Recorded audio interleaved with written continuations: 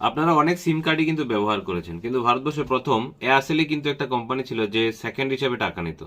মানে ধরুন আপনি 1 মিনিট 10 সেকেন্ড কথা বলেছেন, তবে 1 মিনিট 10 সেকেন্ডেরই টাকা নিত, বাকি কোম্পানিগুলো কি করতো 2 মিনিটে টাকা নিয়ে নিত।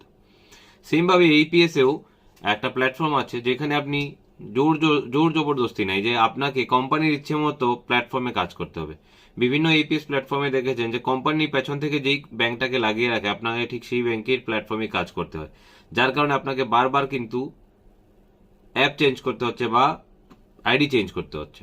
রয়নেটে আপনাকে আইডি চেঞ্জ করার প্রয়োজন পড়বে না। রয়নেটে তিনটি ব্যাংকের ইপিএস দেওয়া আছে, ICICI bank, NSDL payment bank এবং ইয়েস ব্যাংক। আপনি নিজের পছন্দ মতো যে কোনো কোম্পানিকে চুজ করে এখানে কিন্তু এইপিএস ট্রানজেকশন করতে পারবেন। ঘটনাটা কিন্তু সেম, তাই যে আপনাকে বারবার সিম পাল্টাতে হবে না, এখানেও বারবার আপনাকে পোর্টাল চেঞ্জ করতে হবে না। একই পোর্টালে আপনি তিনটি ব্যাংকের ইপিএস পাবেন এবং তিনটি জায়গা থেকে কিন্তু আপনি আপনার মর্জি মতো ইপিএস ট্রানজেকশন করতে